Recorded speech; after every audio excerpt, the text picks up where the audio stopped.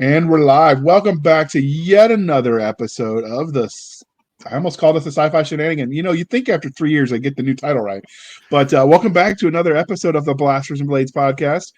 Hey, all you crazy sci-fi and fantasy fans, it's time for your daily dose of shenanigans over here at the Blasters and Blades podcast. Just three nerdy veterans geeking out over science fiction passions and fantastical fantasies. A place where magic is king, the sky is the limit, and space is the place. The podcast that puts the fun in dysfunction. So without further ado, we're going to let our guest, Mr. Joseph Joe Lallo, introduce himself to you, dear listener, dear viewer. So, Joe, can you tell us a little bit about who you are? Sure. My name is Joseph Lallo. I write under the name Joseph R. Lallo. I am an author of science fiction and fantasy and steampunk. I've got over 40 books out. You lose track past a certain point. I'm also the co-host of the Six Figure Authors podcast, which technically is still going. So I've been writing since 2010. I have been a full-time self-published author since about 2014. And that's where I am right now. Outstanding. And the next part of the introduction, dear listener, is how we found them. So I actually found Joe on his podcast that he did before the Six Figure Author, which was, I think, Sci-Fi and Fantasy Marketing, I think. Yeah, the Science Fiction and Fantasy Marketing Podcast. Yes. It was really hard to forget that one. Clearly, I still remember it. So that's where I actually found them. And so, we've had the other guests or the other hosts at one point or other on the show. And Joe was the last one to track down, mostly because I couldn't spell your last name. I kept spelling it wrong and I couldn't find you. So finally, I just was like, you know what? Let me ask Lindsay. And so Lindsay gave me your social media so I could track you down. But thank you for coming on. But before we get started, we do have to ask you the religion question. So we decide if you get to stay because it's really important to our readers and our listeners. But Star Wars, Star Trek, or Firefly? Oh, why or? You gotta do or? I guess I guess I would have to do Star Trek. It's a hard decision.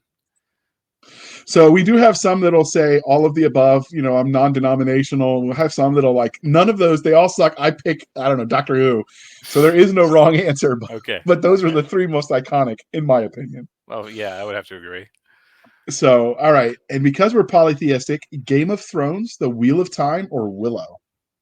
Honestly, I'm gonna have to say Willow. Excellent. I grew up, I watched that as a kid. I haven't checked out the new show. Have you checked out the new episodic one? No, I haven't checked it out. I hear it's pretty good. I've heard mixed things. They said that in the show they have Willow is just sort of there so it can use the name, and he's just the chorus kind of thing. Like, did you know Bob kind of role? Okay. So if they did that to him, I'd be disappointed. But at least they didn't try to rewrite it with new actors. They just took the story forward in the universe. If you're gonna do that after a lag, that's kind of what you have to do. Yeah. So. All right, so we here at the Blasters and Blades podcast love both the fantastical and the scientific, but what was your first love, sci-fi or fantasy? So that's a really good question. For me, what it usually comes down to is I would watch a lot of sci-fi and read a lot of fantasy. So I guess I was probably watching before I was reading. So we'll say sci-fi first, but it's a close one. Probably, honestly, I said Star Trek. Probably Star Wars was the first thing where I was like, oh, that's what sci-fi is. And then I started reading fantasy like crazy, and then Star Trek basically mostly after Next Generation was off the air and I started watching it in syndication is when I was like, oh, this is really good. At least 60% of the time. And so I started to get into it. So what was the first fantasy property that you found? Do you remember? So I mean, I had an awareness, like we mentioned Willow. Willow was definitely on the list. But what would be the first? I guess honestly, the first fantasy property that I like really dug deep into wasn't even a book or a movie. It was Dragon Warrior, aka Dragon Quest, but the original one for the NES. It's a video game. Oh, okay. Yeah, old school. It's the most generic possible plot, but I was just like, it would like. I mean, generic is great. This is the baseline. I'll build off of this, and then, eventually, Lord of the Rings obviously finds its way into there. And more recently than that, but still quite a long time ago, was Discworld, which I just consumed in one gigantic sequence. We actually, when we first started doing the religion questions, it was Game of Thrones, Wheel of Time, and Lord of the Rings.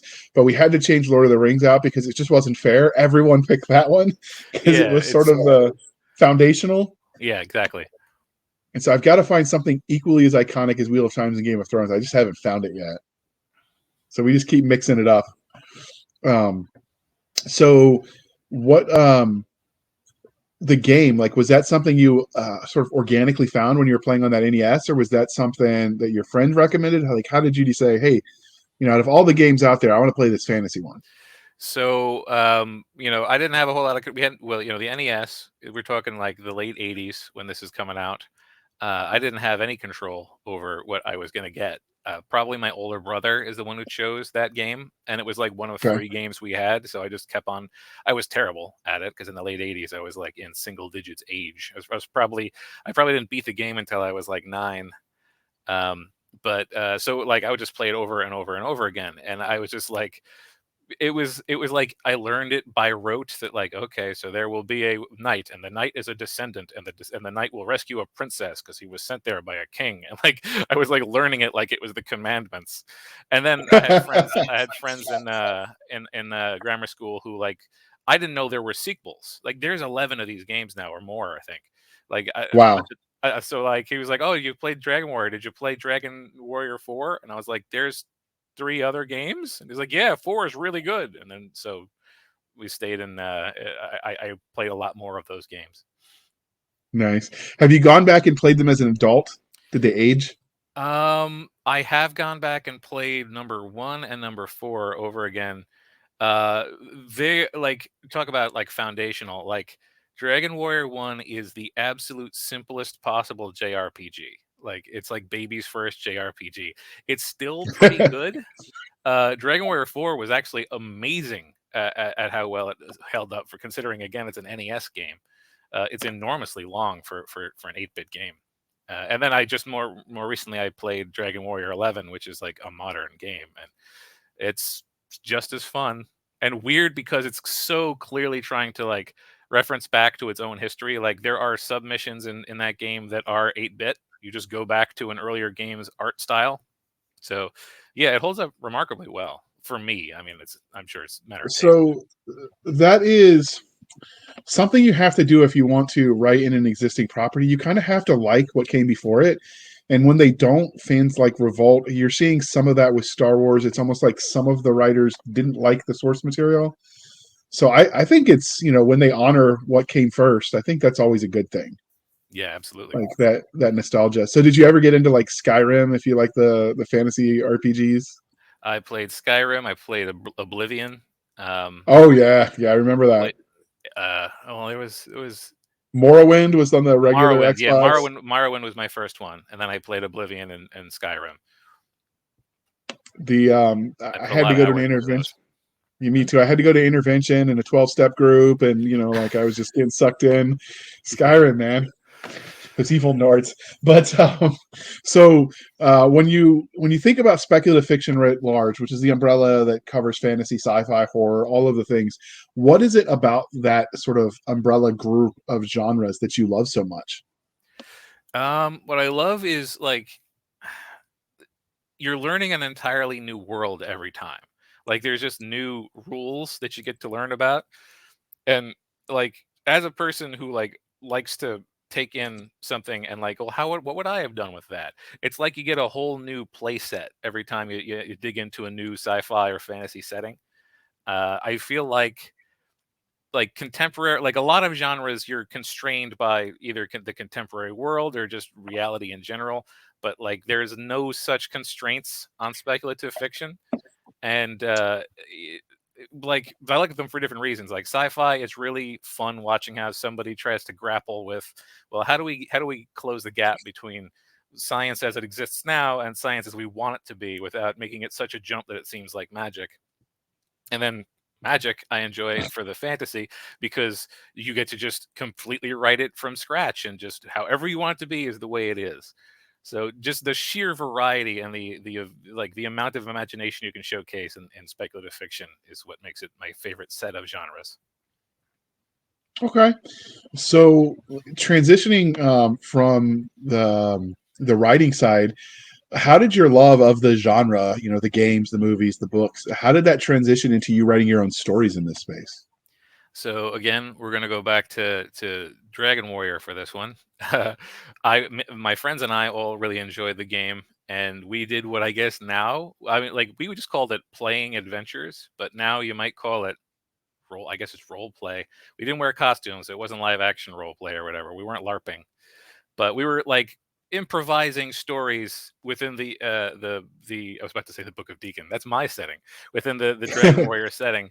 And then they grew out of it, and I just started writing down the ideas that I had that we didn't end up doing. And then, like literally starting in second grade and ending after college, a gigantic mass of all those ideas eventually turned into the Book of Deacon. And so, like, yeah, it's just started with live action fan fiction of a very very simple fantasy game, and ended up into what some would say a very very simple fantasy genre of my own. So that's the thing with boys. Like we don't always, we were doing that stuff before they had a name for it. It was just the excuse to beat the crap out of our friends under the very thin veneer that we were playing insert whatever world, Yep. or stand on the speed bump and who stays up the longest. Like some things are timeless. Yep. Uh, so many authors will let their own real life experiences influence the stories they tell. So, do you think there were any specific formidable moments that shaped you as a storyteller? I would say because like all of the characters, all the main characters, even though a lot of them are women, a lot of the main characters I write are just basically taking some aspect of me that either I wanted to fix or that I didn't, I thought was interesting that it wasn't fixed, and then use that as the basis for the character. In the Book of Deacon, Deacon is the character who's supposed to be me. Uh, that's why it's the Book of Deacon, because he's the one writing it. Uh, so like just generally like the way that I interact with people and the way that I observe the world would typically flavor the way one of the characters in it would develop, and then frankly I would just throw really unpleasant experiences at that character. It's like flagellating a little bit, you know, like I need to punish the parts of me that I considered to be flawed. So there's a lot of that, and also if if I had had a conversation with you and you ever said anything that I thought was clever or interesting, chances are that got filed away into a mental spot, and then that sentiment or line came tumbling out of somebody else's mouth. So I have tons of characters in my books that are explicitly based upon people in my life, and frequently those characters will say the lines that I sort of co-opted from them. My friend Carrie is the basis of several of my characters, and he said in real life one of my favorite lines, which is, "If you're going to say something wrong, oh no, if you're going to do something wrong, do it right." So that got put into the mouth of Desmarais, who got his own spin-off book at one point. So, do you ever write about your friends in that way, and they're like, "No, I didn't say that. That was Bob that said that. You got it wrong in your memory." I will. I mean, like I'm sure a lot of my friends like they have explicitly told me they don't remember saying these things. Right. And also like I make it pretty clear that like sometimes I combine multiple people for the purpose of a character, and sometimes I sort of elevate the rhetoric a little bit so that it's a little bit more in keeping with the general tone of other dialogue. So whenever I misremember something, I can just say I was taking creative license.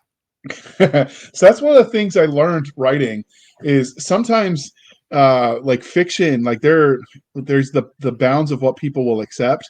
There's a couple of times I wrote about my own combat experience in some of my books, and they're like, "No, if you write that down, nobody will believe it. Take it out." And I'm like, "What do you mean nobody will believe it? That actually happened to me." And I like would give them the route report and like the incident statements because I still had them at the time. And I'm like, "This happened to me." He goes, "I don't care. Nobody will believe it. So take it out." And that's the thing with fiction. I think that's sometimes funny. Sometimes reality can be stranger than fiction, but if you put it in a book, no one would believe it. Yeah, yeah. It's like there are situations where it's like that was too perfect. That couldn't actually happen that way. Like no, I wouldn't have written that if it didn't happen because I wouldn't have been able to think of that. See, that's the thing that Iraq proves to me. Just because when you have some life threatening events happen in the movies, they always have that like perfect quippy one liner that just punches you right there. And I'm like, yeah, that doesn't happen in real life. I remember like I literally got out of a porta potty because they didn't have toilet paper, so I'm walking back to my truck. And right as I'm walking out, like just out of the safe distance, a mortar lands on that porta potty. And all I could think of was, man, that would have been a shitty way to go. If I was writing that, I would have had something a lot more elegant to say, right? But in reality, nobody thinks like that. But it doesn't entertain as well. No, yeah, yeah. It's internal monologue. Very seldom is like composed with the thought of an audience, digesting it. Yeah, that's one of the things where like fiction can be fun like that because you can sort of play with reality a little bit. But so transitioning away from the writing side, let's talk about things from a fan angle. But have you got any cool fan art or had anybody cosplay your characters yet? So I haven't had anybody cosplay my characters, although I had one person who was at the time an avid cosplayer ask if I would create a character that she could cosplay. Because up until that point, I never had a main character that was. She's very dark skinned, and I didn't have anybody of that description. So I actually created an entire race, not a race, an entire nation within one of my series that she could cosplay as. But I've gotten tons and tons of fan art. Like I can't show it because no, it would be disastrous if I tried to turn the camera. But like I have a painting on my wall right here from the Book of Deacon, and almost visible right there in the picture is a picture of me riding a dragon, which was made by one of my brother's friends. I've gotten little figurines from people, and then tons and tons of just digital art. I used to have a gallery on my site for them, but it became really difficult to maintain. So I can probably share before this goes up the I had a master thread of art, and lots of it was fan art, and some of it was commissioned. But I've gotten so much art from fans. It's one of my favorite things. So this actual episode goes live in the first week of April, so April 3rd. So if we put a link to your newsletter, if they sign up for your newsletter May, in the May newsletter, could you show some of that fan art so that way they have a reason to sign up? I can absolutely do that. Outstanding. So we'll link to his website and how to sign up for his newsletter. And if you sign up in the month this episode goes out, you'll be able to see that fan art because he showed me before when we've talked, and it's pretty amazing. I'm jealous no one's done that for me. So if you're listening, take notes, right? I want that fan art too. No, and that doesn't mean break into his house and kidnap his. That's not the same thing. Um, the hard thing, I guess, is when you write mill sci-fi is, aside from the race issue, as far as cosplaying, like who has the time and ability to make that Space Marine armor, right? Like not everyone can be dedicated like the Warhammer 40K folks. Yeah, yeah. I mean, they exist though. Like one of my favorite things to look at on YouTube is some of the costuming people. Like there have been some tremendous leaps and bounds in costuming technology once they start using this stuff called EVA foam to make stuff. So you never know. Like every now and then you'll find somebody who does something impressive, just because they Yeah, like your stuff that much. it is impressive. I've seen some of the finished product. I remember I went to, I think it was RavenCon in 2016. They actually had a guy that was on stilts in the fake power armor. So he would be like the 7 foot tall or whatever it is for the Warhammer. I'm just like, that's a level of dedication I don't have. I'll be happy being a nerd and reading it and watching it. But yeah, that's a bridge too far for me. But so we've talked about the fan art and the cosplay. Has anyone asked for your autograph? Yeah, actually, just a couple of weeks ago, I was invited to speak at a sci-fi club's like meeting, and there were some folks there who none of them knew who I was before I went there. I was selected by the organizer, not they didn't like ask for me, but I talked for an hour, and then at the half-hour mark, I was basically given a break, and I spent the entire break. I had been encouraged to bring paperbacks in case people wanted to buy them, and I signed, probably a dozen books. So, and that's just the most recent one. I used to go to conventions fairly frequently. Not so there was a time when I was a phony baloney games journalist, and I would go to Penny Arcade Expo just to cover games. And more than once, I actually encountered fans. Like I announced that I was going to those, and like there were people like, "I'm going too." So, as a side trip during a journalism thing, I'd be like, "Oh yeah, sure, let's meet over at the food court, and I'll sign something for you." Cool. Do you remember the first time someone asked you for your autograph? The first time, okay, so I used to sell like we'll go for first in person because I would sell autographed books on my website for a while, and so I'm sure the first one was just somebody finding that sales link. But the first time that somebody asked me for an autograph was I actually went to New York Comic Con just to go. I wasn't even part of like the games thing, And I had again mentioned that I was going to do that, and the people, it was a girl and her boyfriend at the time. I think they're married now. Who they were like, "Hey, if you're going to be there, I want to get an autographed copy of your book." And I was like, "Okay, fantastic." And I just brought 2 copies of my books because I know that my books are hard to find anywhere but online, and they apparently did not know that. So when they arrived, they're like, "We tried so hard to find a book at the Barnes and Noble, but they said they would have had to order it, and we don't, And I was like, "That's all right, I got one here." So the first autographed book I gave somebody, they thought they weren't going to be able to get it, and I was like, "I got the new one and I got the original. Which is it going to be?" That's So that was awesome. memorable. So, speaking of memorable, what was the weirdest or funniest, but family friendly, interaction you've had with a fan since you started writing? Okay. So I tend to, I hate to characterize it in this way, but it's the way it is. About every year or so, I end up with a fan that I will classify like behind the scenes as that fan. Like the that fan changes, but I usually have at least one that fan. And they will send me just lots of emails with a very clear agenda behind the emails. And you say family friendly, so I won't try to delve into speculation here. But on more than one occasion, I've received multiple emails asking me why I don't describe the character's feet in greater detail. And Oh, yeah, so I don't want to know why they are so interested in those characters' feet, but it was some of the more entertaining emails that I've received. And also, I will have people ask like just questions like for like a fantasy book, and they'll be like, "What do you think would be his favorite heavy metal band if he was alive in the real world today?" I'm like, "I don't know how to answer that question. That's literally impossible for me to have included in the story." So I'll occasionally have to like really think abstractly to answer some of the fan mail. okay. That's yeah, I'm sure the guy asking about the feet was just a podiatrist and he was concerned about their health, and we're going to go For with that sure. and move on. Yep. Um, so this is the part of the introduction where we talk about everything you have written, Joe. So can you tell us what the like the Reader's Digest version of your body of work? Okay, so my big three series are the Book of Deacon, which is an epic fantasy series. It is 6 books long for its main plot, and then there's I don't know how many side stories, and it's a fairly traditional like epic fantasy. There is a war that's spanning the world and has been going for so long they call it the Perpetual War, and then our hero finds out that if she can get together the right group of people, they might be able to bring the war to an end, and like that's the sort of main thrust of that series. The next book series I have is the Big Sigma series, which is, well, I guess we'll be talking about it in a little bit greater detail later. But it is a sci-fi adventure series about a character named Lex Alexander, who was a racer who became disgraced and had to take some less exciting jobs, and then those less exciting jobs got more exciting. And it's weird. It's a weird sci-fi, and that there's no aliens in it. And then I have the Free Wrench series, which is my steampunk, and that is it's not Earth; it's a different world. And a terrible thing that they call the calamity caused most of the primary continent to be covered in a poisonous mist, and the only people who survived unchanged were the people up on the mountaintops. And so people get around in airships because it's steampunk, and that's what you do.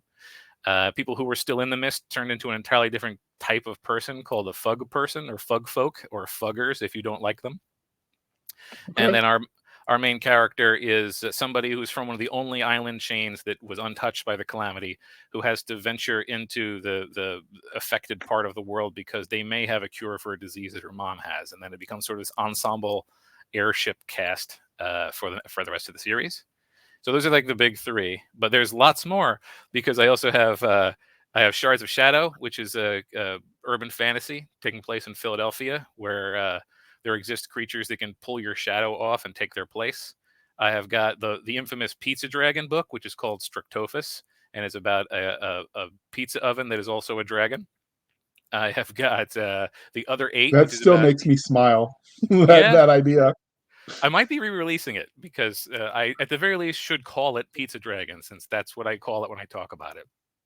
Yeah. Uh, I've got the other eight, which is a bunch of superheroes with terrible powers. I've got just more recently released. I've got Top Level Player, which is basically a ripoff of Ready Player One.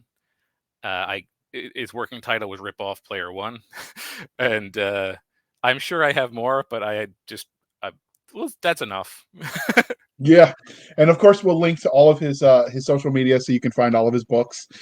But while those all sound fascinating, before we dig into the series, which he mentioned was the Big Sigma series that brought him here, we're going to pause for a moment while we shamelessly shill for the man. All right, come on, let's play that commercial. Oh, actually, in this case, it's the woman. Sorry, Katie. Hey there, this is author Katie Cross. I'm coming at you with an offer for a best-selling fantasy audiobook titled Flame, and it's totally for free. Here's a little bit more about it. Dragon servants Sana and Isadora Spence live deep in Leadham Wood, where persnickety dragons and wars on the borders are the least of their worries. Thanks to years of simmering tension, the hidden village is destined to crack, and soon. Sana's deep love for the giant beast causes her to make an irreversible mistake, while Isadora's disinterest in the dragons leads her to a fateful decision that will change the course of the entire world. Can the sisters prevent everything they know from falling apart? Or do they allow it to break and pave the way for new growth? Join the beloved sister witches in Flame, the first book in the Dragon Master trilogy. Just go to www.katiecrossbooks.com/flame-audiobook to get your free copy today. All right. Thank you for sticking with us through that commercial interlude. I don't know why it cut the last second off of her commercial. I apologize, Katie. They're good books, though. You should check them out. So thank you for sticking with us, though, through that commercial. But let's not dally, because I will go far afield if you let me. And instead, we're going to talk about the book Bypass Gemini, which is the first book in the Big Sigma series. You just wanted to see if I could say that. Where did you get the premise for the universe? Like, how did you come up with the idea? Was it a Ouija board, psychedelics, strange pizza concoctions that just didn't come out as planned? So I had written at the time that I wrote the Big Sigma, Bypass Gemini, Big Sigma 1. I had already written books 1, 2, and 3 of the Book of Deacon, and I had actually written the Book of Deacon, which was one like 500,000 word monster that I broke into 3 pieces. So they were all done, and I had released the first 2, and they weren't making any money. So my assumption was that I was not good at writing fantasy. So let me try writing a sci-fi. And so I didn't really have any ideas initially, but I was just like, well, like, how am I going to write a sci-fi? Like, I need a reason to explore space, and military's been done an awful lot, and so I was like, well, what's a job that's exciting that would get you from here to there? Like, I don't know, uh, delivery boy. That's exciting. Sure, why not? And I just sort of constructed it with like, well, what would cause this person to suddenly be in trouble? Well, it's going to have to be something to do with the package, and so on and so forth. And I tried to build out the world such that if it was a good book, if people liked it, then there would be lots of threads that I could connect in the future. So this book in particular, the Bypass Gemini, it introduces at least 3 sort of ongoing problems that he's going to have to deal with in future books. And yeah, so it was basically built just piecemeal out of, I had already written story A in a fantasy setting. What is completely a different story that I would like to watch if it was a movie? Like I write my books in a very cinematic way, so I sort of wrote a sci-fi movie series in my head. Okay. So before we get too started, we do have some families that actually listen with their kids. So when we talk about the Bypass Gemini in the Big Sigma series, like what age range would you say is okay for the reader? So it can go pretty young. Like there's very little bad language in it. In general, I just don't use bad language, so it tends not to show up in my books. There's no explicit sex in it. There's some violence, but not like gory. Like it's not. It's just action violence, kind of stuff you'd see in an action movie. So I mean, I wouldn't say I would like. I'm not going to say read it as a bedtime story to a 4-year-old, but I would say, young adult is a person who is reading young adult books would probably be fine with this. There's, I would say, like the humor probably hews more toward people who were my age when I wrote it, so more in the late 20s. But you can get away with this. Young teenagers, I'm sure, would be absolutely fine with it. Okay. So, I mean, 4-year-olds and below are pretty forgiving when it comes to bedtime stories, though. I used to do army running cadences for mine because I didn't know any lullabies. And Okay. I mean, they came out okay-ish. Well, there you go. So, okay-ish is a standing ovation right there. That's a Yeah. parenting win, people. Follow me for more instructions. But so before we get in, the other thing we like to do is we like to look at the cover. So I really do like the art that you did here. So what was the what's the story of this piece of art? Like, how did it come to be? What was your vision? All right. So the artist is named Nick Delagaris, and he has done almost all of my covers. He's fantastic. So this is Trevor Lex Alexander and his flight suit. And the case he's carrying is the package that is the source of all of his troubles in the book. And the beat up, weird, piecemeal ship on the bottom is his ship, which is that picture is of Betsy. That's what he called his ship. Through most of the rest of the series, he's flying a ship called the Son of Betsy, which sort of gives you an idea of how things work out for Betsy. But Well, yeah, so that's what we got going on here. He's just sort of. I wanted to show off his ship, which we get to see better pictures of in future covers, and just give people an idea of our leading man, so to speak. do we need a moment of silence for Betsy? Um, eh, Betsy changes. Like the Okay. core, the soul of Betsy survives. Also, as Okay. I didn't even think about it. It's been so long since I did this cover. The fact that there are two very visible stars is also relevant if you read the entire book. Like Gemini is Gemini because it evokes two very similar stars are central to the plot. Okay. And I grabbed because it was better version of the image, the audiobook cover. But as you can see in the top right, 10 CDs tells you just what age or how long this story's been out. Because I don't think you can even get CDs anymore for the audiobooks. The Books in Motion still does at least a print run of audio CDs. I know because they send me one copy of each one.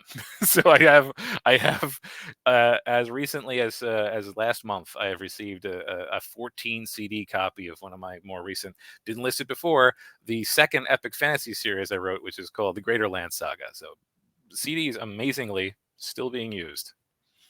Interesting. I did not know that was a thing, but there you go. I don't know if everybody even has CD players in their cars anymore. Yeah. Well, that's their worry. If they buy it, I'm sure they have something to play it on. So, moving on to the book itself, what would your 30-second elevator pitch be for Bypass Gemini? Okay. Well, imagine that you're a disgraced racer who's just trying to make his living doing something that involves going very fast. This involves being and you end up being both the chauffeur for a mobster and also delivering what may be stolen files from a very powerful corporation. And now you end up with both of those people trying to stop you from delivering the package. That's basically what we have in here. How are you going to survive that? Oh, and by the way, along the way you encounter a completely insane engineer who may or may not give you things to help you, or may just want you to test things that could kill you. Always fun, like Q with the mental instability going on. Yeah. Yeah. Carter is the guy's name, and he's a crowd favorite. Okay. So what do you think makes your series special? So I mean, again, in terms of sci-fi, it's a little weird in that it is not alien focused. Like one of the great reasons that people like to do sci-fi is so they can create an entirely new race of creatures, or many. I mean, Star Wars and Star Trek both are riddled with original races. I don't have any of those. This is very much like early expansion era humanity.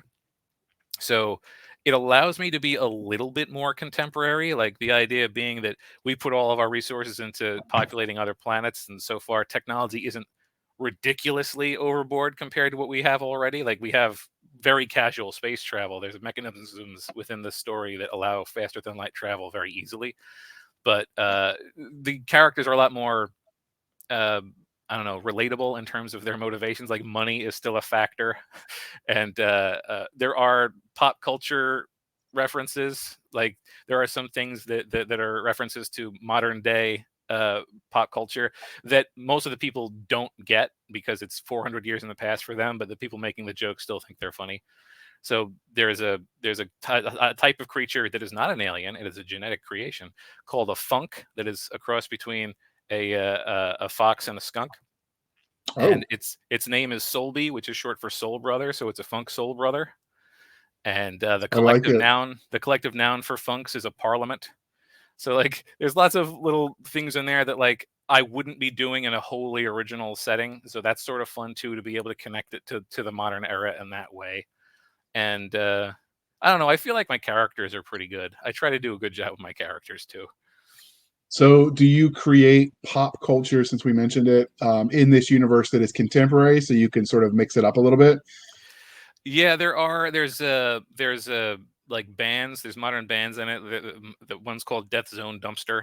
Like there are things within the setting that are unique to the setting, um, and just extrapolations to what we currently have. Like there's not really TV. It's obviously all internet now, but it's not called internet either. It's like, I forget what I call it. It's like the wire feed or something weird. Um, so yeah, I try to make it feel like it's not just one of the problems I had with Ready Player One is that by its very nature, it was supposed to be referencing stuff from the 80s. Like they built the setting with an explanation for why there wouldn't be any pop culture past the 80s. And I didn't want to do that. So like, yes, there's pop culture references, but this is not built upon old pop culture references. There's other culture too. Yeah, that's the one I've seen some pull it off, but like, it's 5,000 years in the future, and unexplainably, like they've got no modern culture, but everyone's still watching Shakespeare. I Yeah. would I would like to hope we've had a few more great bards after him Yeah. in I 5,000 years. very much so. So, are there any tropes that you feel like Bypass Gemini hit the best when you were writing them? I mean, so one of my favorite characters and one that becomes very significant later in the series is an AI named Ma. And I like the idea of like a snarky AI. It's a really fun character to write. In this book, she's fairly limited because she was not a character I had intended to be a character. She was just supposed to be a gag. The gag was supposed to be he thinks he's talking to an automated voice system, and it turns out that it's intelligent. So like he makes make a snide comment under his breath, and she reacts to it. That was supposed to be the entirety of the character. And by the second or third book in the series, she's basically the second lead because she was just so fun to write. So like a snarky AI is really fun. I really like the idea of a mad scientist, but I wanted one who, number one, wasn't a scientist, because scientists don't build stuff, engineers build stuff. So he's not a mad scientist, he's a mad engineer. He will get angry at you if you call him a scientist, because scientists make guesses, engineers make guns. So I love like that idea of like a completely unrestrained mad scientist who will do a mad engineer who will build anything as long as he gets the opportunity to see if it works. So that's a fun like archetype and trope to do. And the cool ship, again, son of Betsy, I very much enjoy as a creation within this first book. And it becomes very crucial for the rest of the series that he's got the cool ship. So he goes fast.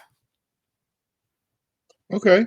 So, obviously, this is sci-fi because we've talked about that from the beginning, and it seems like an action adventure story. But were there other genres or subgenres you feel like the story fits into? So honestly, this first one, less so for the rest of the series, but for this first one, there's a strong film noir feel for it. Like the way that he gets the package, the way that it may as well be the Maltese Falcon for a little bit, like the MacGuffin that he's clutching on that cover. The way that he's like running into mobsters. The mobsters are very mobstery, perhaps anachronistically so, but crime never changes. Um, yeah, so there's like a strong film noir aspect to it, and a little bit of a thriller feel as well, just because of the nature of the threat. And honestly, because there's a mad engineer involved, you start getting gadgets in there, and it almost gets Bond-like in that way. Like toward the past a certain point in the thing, he's better equipped with stuff that like was fun to imagine as a gadget that can be used to save the day. I tried to make that a running thing that every book would have a handful of new gadgets, but I sort of fell away from it because it started to feel like I had a checklist, and I don't like to write with a checklist next to me. So that became more organic later on. But Yeah, sort of the spy novel style, like insane gadgets was a big part of it too. So let's talk about the story itself now. What can you tell us about the main character? And I know you gave his name earlier, but can you like restate that for our audience? So his name is Trevor Alexander, but he goes by Lex. He was a racer. He would in the setting basically the equivalent of NASCAR or whatever is called hover sleds, and he was a hover sled racer, and he was very very good at it, possibly one of the best. But his taste for luxury got ahead of his actual earnings, so he started borrowing money, and he got in bad with the mob, and the mob wanted him to throw this is all like talked about in the first chapter, so this is not spoiler. The mob wanted him to throw a race, and he did, and they kicked him out of the thing, so he can't be a racer anymore. And that all happened in the past. So now he's got sort of a pathetic thing going on where he's a chauffeur and a delivery boy, both within the city. He's on a planet called Golana, and the city is called Preston City. So like he basically flies around on a really fast scooter when he's in the city. He also still has the limousine that he bought when he was famous, so he uses that as a chauffeur, and then he does freelance deliveries interplanetary, and that is the particularly dangerous thing that he does because you're not allowed to deliver things without paying money to the corporations that maintain the corridors that connect the planets. Like they basically built a highway where like they know that there's nothing that you're going to crash into at FTL speeds. So you pay their toll, and he can't make a profit if he's paying their toll. So he's basically angering the corporation every time he makes a delivery. And then somebody hires him to make a delivery, which they don't want the corporation to know about. And he's like, it's fine. They're not supposed to know anyway. And he takes it. And then bad things start happening. And it turns out that it's very likely the corporation very specifically does not want that package delivered. And the plot sort of centers around him finding out why that is and what he's going to do about it. So does that plot point get resolved in this novel, or does it carry on through others? This it gets resolved in this novel. This one is fairly well self-contained with respect to its with respect to its actual problem. But the characters introduced over the course of this end up being the source of new problems in the future. So if you only want to read one book, you can read this one and you'll get a full story. But you will, if you find yourself wanting to learn more about the characters, all of the characters eventually have their own problems that they need Lex's help with. Okay. So were there any secondary characters? You mentioned briefly the AI Ma, but were there any other secondary characters that were in this novel that sort of were especially memorable for you? Yeah, so Ma for sure. Carter is really good. I really like writing Carter. Carter the mad engineer. Like you could never make him the protagonist. He's way, way too sociopathic, but so fun to write.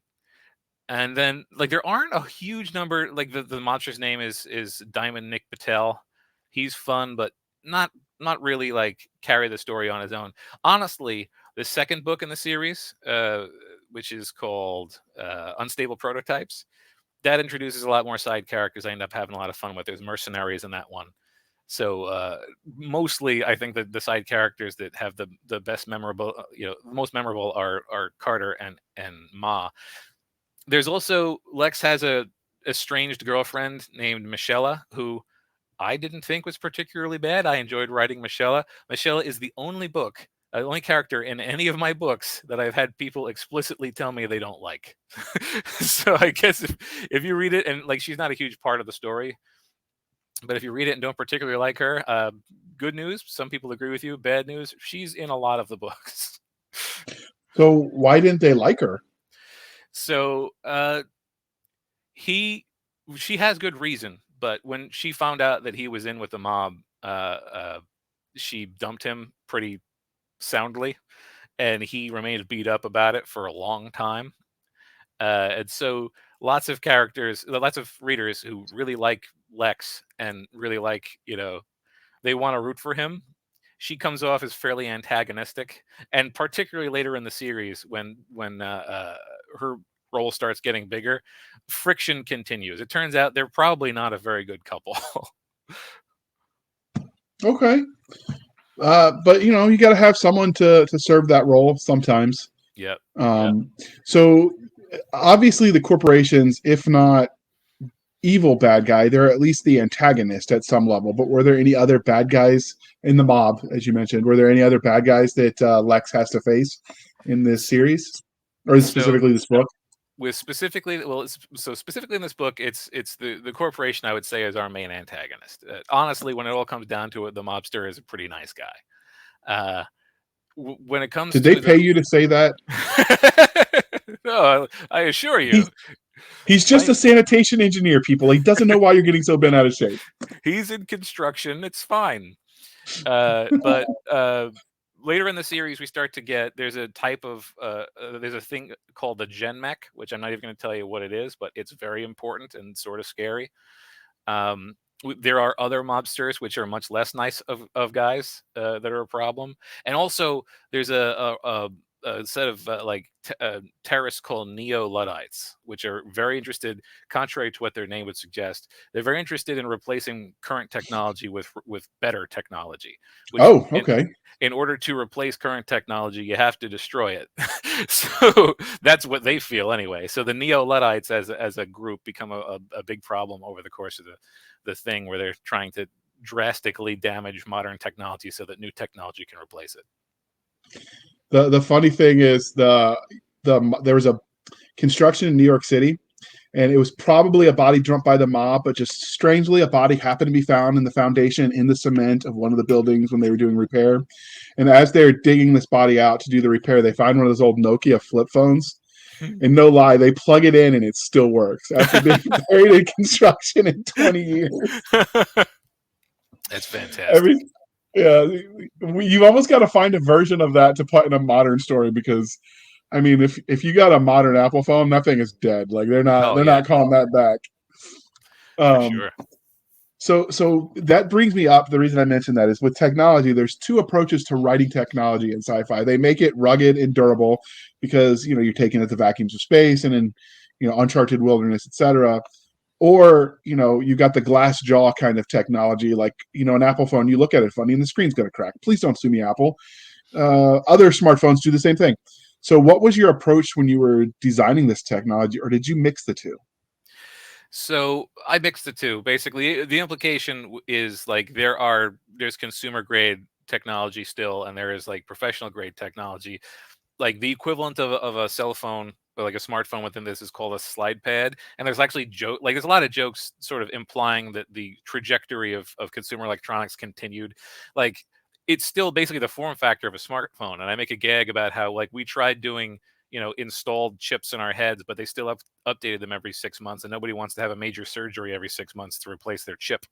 So like a lot of stuff stayed the same, but then there's these things called data pads, which are way more rugged. In fact, in the second book, the presence of like a big chunky like military radio that like could withstand getting shot with a blaster is like a fairly important piece of electronics that he gets his hand on. And our Carter Carter is very, very interested in making stuff that lasts. So he makes some hardcore stuff that's very, very old, and also he has a tendency to take old ships and upgrade them to modern technology. So there exists technology that's built to last, but also a lot of the stuff that people use day to day is like basically considered disposable. Okay, so the corporations want you to have to buy more, so they didn't make it as sturdy. Okay, I get that. That fits with world building. So we mentioned your characters. We talked about the good guys, the bad guys, and secondary characters. So as authors, we tend to do a lot of awful, horrible, terrible, no good things to the people we write about. So if your characters met you in a dark alley and they knew that you were Joseph R. Lallo, the god of their world and the designer of their torment, how do you see that interaction playing out for you? So yeah, no, it wouldn't go well. Particularly Lex. Lex would not be very happy with me because his life is a minefield. I used to do a thing on my blog where I would do like character interviews, and people requested a character interview with Ma the AI, And the gag of the interview was that Ma figures out that she is a fictional character that's being interviewed, and so technically that interview is an example of me meeting a fictional character, because she's like, oh, okay, no, I see how this works. She's okay with it because she's already artificial, so what does she care? But yeah, like my characters would be very angry with me. I am the source of great torment. Like, most of them come through okay. I think I take care of my characters for the most part, with one glaring example from the Book of Deacon series. Most of my characters eventually come out okay in the end. So speaking of the characters, you mentioned Lex was a crazy driver that drove for the equivalent of NASCAR Formula One type deal.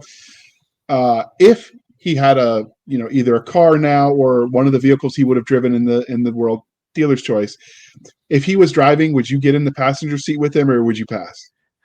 I would get into the passenger seat with him if I could have like a 5-point harness. One of the first things that happens in Big Sig or Bypass Gemini is he is driving the limo for somebody who has not scheduled their travel adequately, and so that person is a passenger of him in the car when he's showing off, and it is life threatening, but whatever, you get to the flight on time. So I mean, I wouldn't enjoy it. I'm not a thrill ride kind of guy, but it'd be worth it once, as long as I could immobilize my neck and not get whiplash. So you'd want a little bit of plot armor, but then you'd give it a go. Oh yeah, he's good.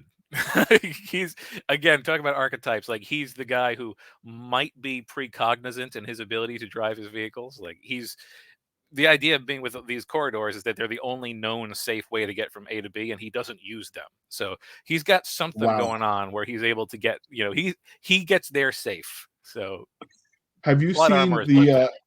Have you seen the movie The Fifth Element? I have, yes. The opening scene where the Bruce Willis's character is driving the taxi. That's what I'm envisioning now. Yeah, I you know what? I probably didn't do it on purpose, but I'm sure there's more than a little bit of inspiration from that scene. Outstanding.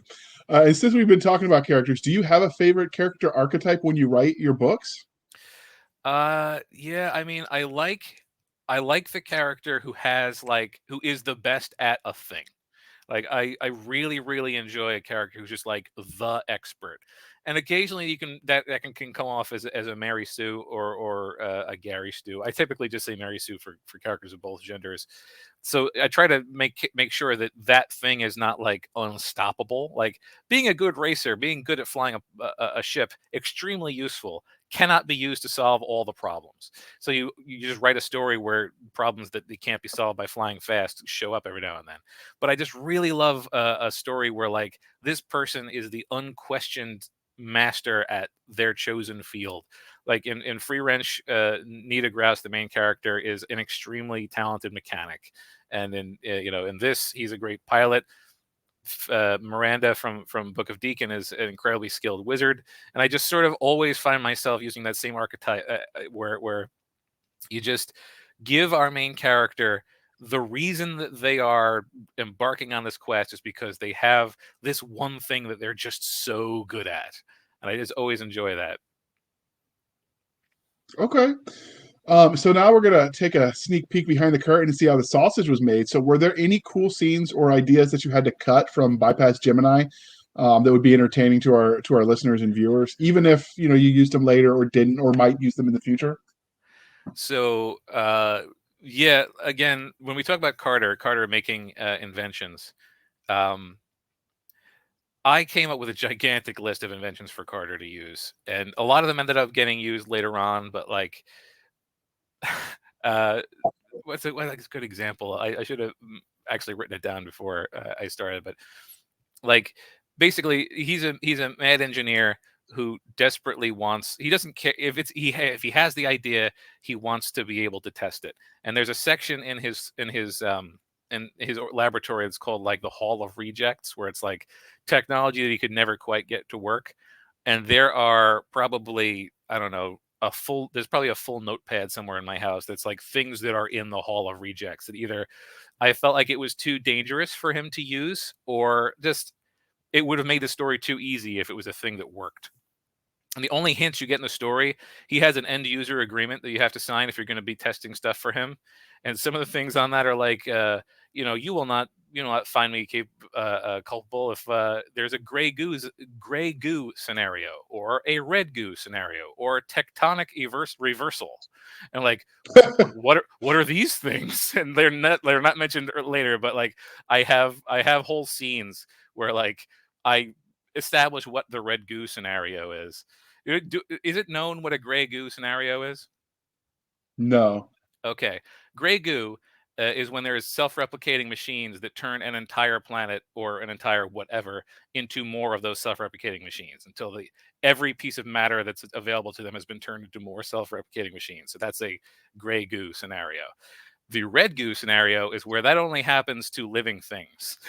And it was like, Oh, that was really gross to me, and I thought that would be a great like horror turn for something, but I can't write that. So like, that's a cutting room floor that never got used, sort of. You could now also I'm intrigued. you could find elements of where I would have gone with it, but and also, yeah, tectonic reversal, like that's what is that? That's continents flipping over. How the heck does that happen? So I never actually came up with a way that would happen, but the concept that he You would have something that could cause that to occur is sort of in there. you're not the only one who had that idea. I remember a couple years ago, one of our politicians, they just, we've got a lot of elderly ones, asked if we put too many soldiers on Guam, if the island would flip over. That is hilarious. Yeah, and I don't think party matters. I think it's just a product of sometimes they've been in office a little too long. Yeah. Yeah, I can Or certainly see that. or my other theory is that politicians get so used to just reading what's handed to them that he read it without thinking, and like his intern is messing with him. Oh, I would love that if that's what was Which happening. I actually like, as a obviously as a U.S. citizen who votes, I would prefer that scenario actually. I would absolutely prefer that scenario. I want to believe that somebody couldn't have come up with that idea on his own. Like, or at least not sincerely believe, Yeah. but I've seen enough of the sci-fi conspiracy theories, like the moon landing was fake and the Earth is flat, to know there are definitely special people out there. So, Yeah. um, so finally, what can you tell us about the larger universe? As in many stories, especially the good ones, the worlds where the story takes place are as much character as the antagonist and protagonist. So, other than the stuff you've already given us, is there anything about the setting that sort of makes it unique? So again, this is like the setting is like 400 years in the future, and we have probably explored about 15% of the galaxy, and we've probably settled about a few hundred planets. And there are like prequels and sequels that sort of indicate that there are three, like, not warring but rival uh, planetary federations, more or less. And the one that contains Earth is not central to the plot at all. But like, so we know that there is an Earth out there, and it's doing fine. It's one of the big three, and it's just sort of whatever. Like, they're doing their thing, we're not doing that. So like, the idea that we get to see just tiny little peaks of what the main power structure is doing, because our characters are so like zoomed in on what they're doing, is fun. And also, because of events that happen, like, I can't really spoil, but because of events that happen within like books 2 and 3, the implication, actually, there's a book called Temporal Contingency, which the name would suggest involves time travel. There are elements of the books that indicate that events in later books took place before events in earlier books, and like, there are purposeful spots where you can check to see that that's happening, and the implication is that we haven't found all of them. So like, the idea that the timeline of this setting is non-linear, it loops back on itself, I think is a fun thing to explore, and like, to see how deep that could potentially go. That almost sounds like it would give me a headache trying to plan the world Bible for all of this. Yeah, the plot for that book, I actually did a video on it. I had to do a video on it. It's spoilerific. Don't look the video if you haven't read it, if you even plan to read it. But it's not like, the outline is a flowchart that loops back on itself. It's incredibly hard to keep track of. Time travel stories are hard. Was that your intention going in? Yeah, I have a friend. His name is Sean, who is, his favorite movie is justifiably the the Back to the Future trilogy is his favorite movie. He considers them to be one, and he desperately wanted me to write a time travel story. And so I did, and that's temporal contingency. And I was originally not going to write it the way he wanted me to. I was going to write it in such a way that the events were so separate from each other that there wasn't any like, you meet your own self. And he was like, you got to have meet your own self as a plot element. So I completely rewrote it for him. And that is why things got incredibly complex, because I like have to have I had to go in an entire way that time travel works and how causality works within this setting, and I had to make sure that there was the capability for all this to occur, and the ability to loop multiple times without it being boring because you're repeating events. So it's not easy, Did but it you was. I think it came out pretty good. did you play with the multiple dimension aspect of every time you take a fork in the road, like you change the path so there's multiple versions of the timeline, or did you keep it sort of So consistent? within temporal contingency, the idea is that there is really only like, how can I put this? Um, the idea is that it's seamless whole. Anything that happened in the past definitely happened within that setting. But later on in the series, it's indicated that's just one of the ways that time travel can happen. So I do mess with every fork changes things pretty significantly in the last book in the series that I just wrote. Nice. So, are you familiar with the show Kate and Leopold, the time travel show? I am not. I mean, I've heard of it. Terry, yeah, I've heard of it too. Terry Mixon was telling me that was one of the examples of how to do it wrong. They realized that they had to catch it after they had finished the movie when they were beta testing it. When they had him go back in time, they accidentally had him have a situation, shall we say, because we're family friendly, with his own grandmother or mother. It was a familial relations that they just somehow missed when they were writing the time travel. Wow.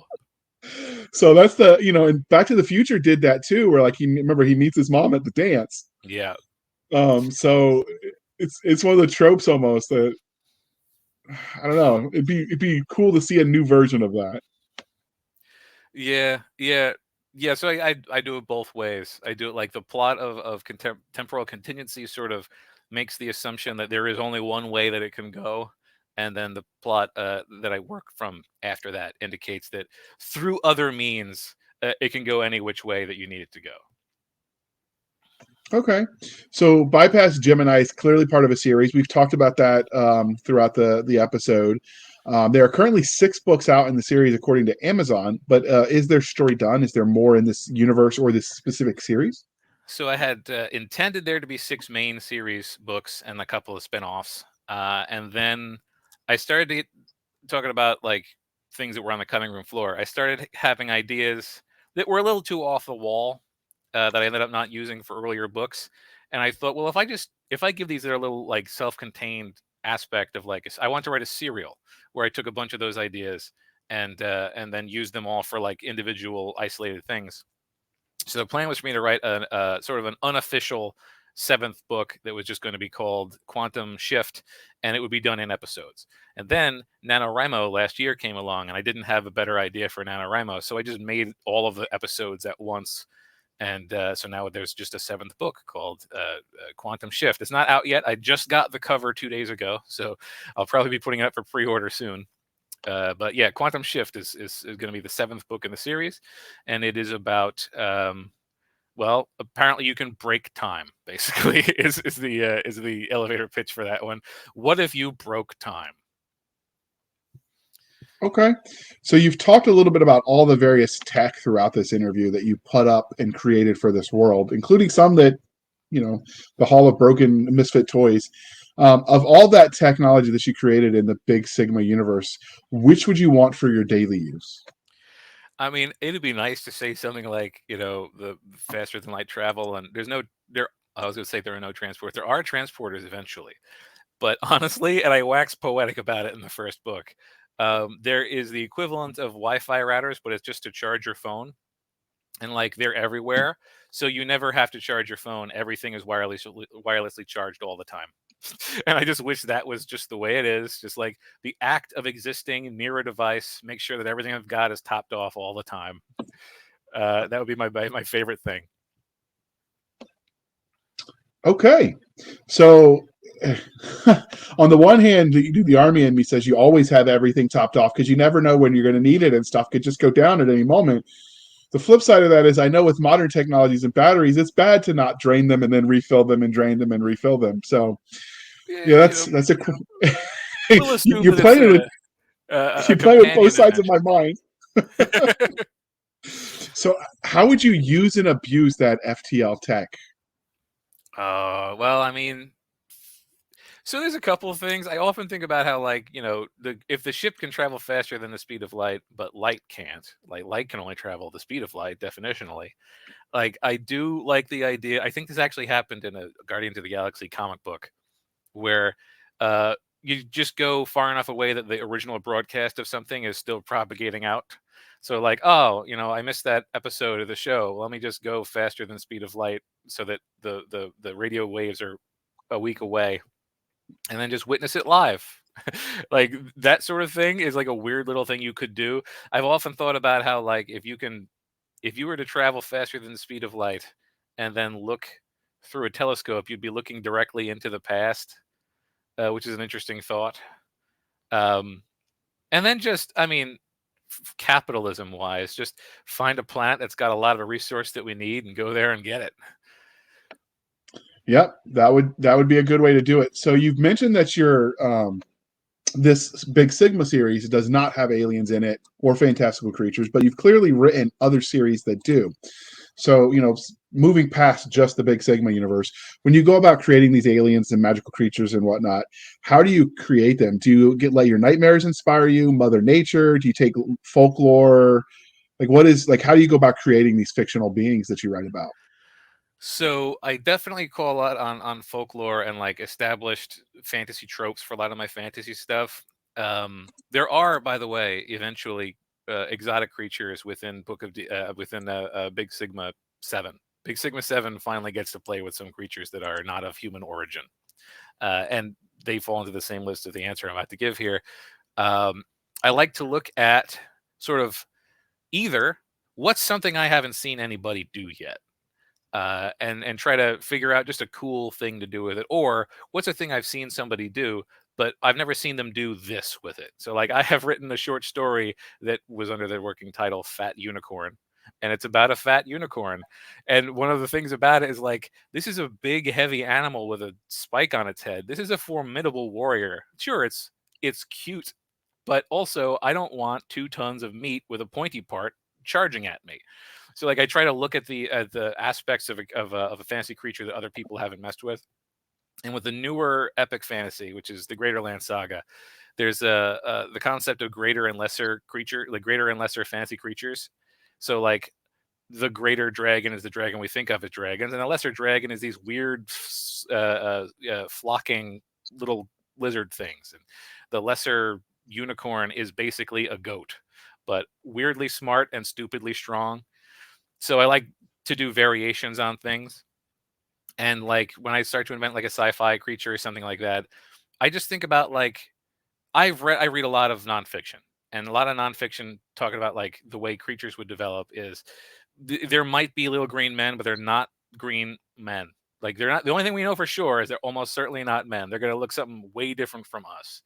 So I look at like other form factors of body that like have all the requirements of intelligent life. So, like, it's got to be able to communicate, it's got to be able to manipulate its environment, and really that's it. Like, I guess it's going to have to process energy and stuff like that. But, like, I try to take a new set of tools that would be able to bring about the same level of technology and society as we have, and either do that in fantasy and justify it with magic, or do it in sci-fi and justify it with evolution. Okay. I like that. So clearly this interview is winding down, but before we wrap it up and let you go, was there anything about Bypass Gemini or the Big Sigma series that we didn't ask you that you want to tell us? I think we covered it pretty well. I mean, again, Quantum Shift is fun. I'll be it might be. I can't say probably. It might be in pre-order when this goes out. But, like, if you end up reading any of this and like the idea of like what if stories or like Elseworld stories from comics, uh I get to play with a lot of completely weird nonsense in the seventh one. The seventh one was just for me. So Yeah, I was making myself happy with these stories. Absolutely.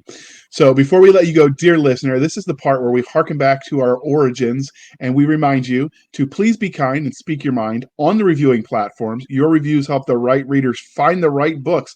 So do your part. And legend has it, when he gets his 1,000th review on every one of his books, Amazon will deliver a unicorn to his address. And I, for one, would like to know what a unicorn steak tastes like. So, like, let's not deprive him, people, and go, read the books and then leave reviews. With that being said, Joe, can you tell listeners how they can find you? And as usual, it will be in the show notes. So you can find me. My website is bookofdeacon.com, all one word, no dashes or anything. And that you'll find all of my other links there. I am JRLALLO on almost every social media platform. And if I'm not, then I'm Joseph Lallo of some combination. There's only one other famous Joseph Lallo, and he's a saxophone player in Australia. So if you search for someone and find a saxophone involved, that's not me, but the other one is probably me. And you'll just search for Joseph Lallo, LALLO, and you'll find me. Did you ever learn to play the saxophone just to confuse people? I have a saxophone. I don't have the windpipe for it. I got a note out. I can't hold a note. So he's safe. We're gonna have to get the kind like they do, where you put a tape player in the end and you fake it. Yeah. And then you can do your inner Kenny, was it Kenny Rogers or whatever that was the saxophone player? Just dance around with it. You got this. Oh, sure. All right. And you can find us, dear listener, on Twitter at twitter.com/SF_fantasy_show, Sierra Foxtrot _fantasy_show. You can email us at blastersandbladespodcast@gmail.com. Again, blastersandbladespodcast@gmail.com. We have a Facebook group where all the shenanigans happen at facebook.com/groups/Blasters and Blades Podcast. Again, /groups/Blasters and Blades Podcast. We have a Facebook page where you can also follow us and find our book recommendations and such. We do not have enough followers yet to have a dedicated URL, but search it, follow it, and you won't be sorry. We're finding you all kinds of excellent books to read and book reviews of them. We have a website over at anchor.fm/blasters-and-blades. Again, anchor.fm/blasters-and-blades, where you can also support the show for as little as 99 cents a month. You can help keep the lights on, or you can support the show more directly over at buymeacoffee.com/author J.R. Handley. Again, buymeacoffee.com/author J.R. Handley. Be sure to put in the comment section that it's for the podcast, and I promise I will keep my co-hosts, Doc Cisca and Nick Garber, duly caffeinated. They will drink until their liver surrenders. And if they were here, they would tell you Mama didn't raise no quitters. So, with that being said, thank you for spending some of your precious time with us. For Nick Garber and Doc Cisca, I am J.R. Handley, and this was the Blasters and Blades podcast. We'll be back next week at the same time, where we'll indulge our love of nerd culture, cheesy jokes, and all things that go boom. Thank you for coming, Joe. This was a lot of fun. Thanks for having me. All right. We'll see you again later this week, people.